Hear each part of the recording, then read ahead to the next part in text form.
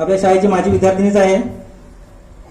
उत्तम असं व्यक्तिमत्व लाभलेली ही श्यामली. तिचं काम खूप मोठं आहे.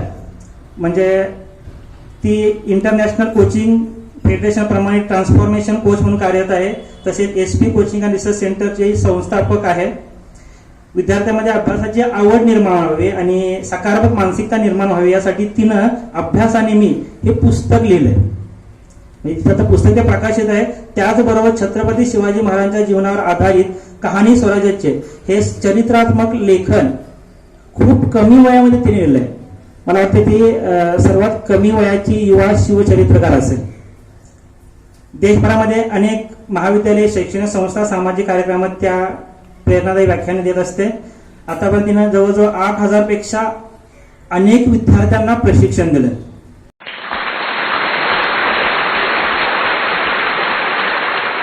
आज जसं तुम्ही बसलाय तसंच मला वाटतं एक जवळपास 15 वर्षापूर्वी जर मागे गेलो आपण तर जिथं आज तुम्ही बसलाय त्याच जागेवरती मी पण बसले होते.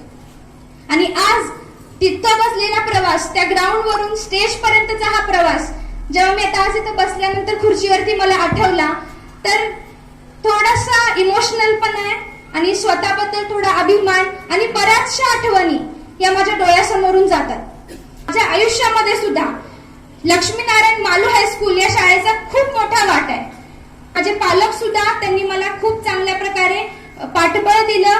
माझ्या स्वप्नांसाठी मला नेहमीच माझ्या बाजूने ते उभा राहिले आणि म्हणूनच मी आज इथपर्यंत मला वाटते की मी पोहोचू शकले. छत्रपती शिवाजी महाराज की हे सगळेजण आपण म्हणतोय.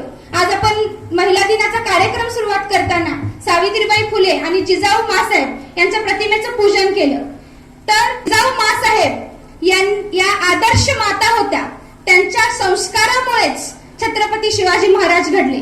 आणि त्या फक्त आदर्श माता नव्हत्या तर छत्रपती शिवाजी महाराजांचे जे शिक्षक होते, जे दोन, एक जिजाऊ माँसाहेब आणि दुसरे छत्रपती शहाजीराजे.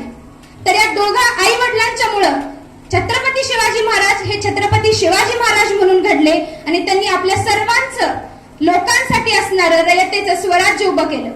तर आपण सर्वांच्या समोर हा आदर्श आहे आणि तुम्हा सर्वांना माझ्याकडून यशस्वी आणि तुमच्या भरभराटीच्या आयुष्यासाठी खूप खूप शुभेच्छा. Thank you so much.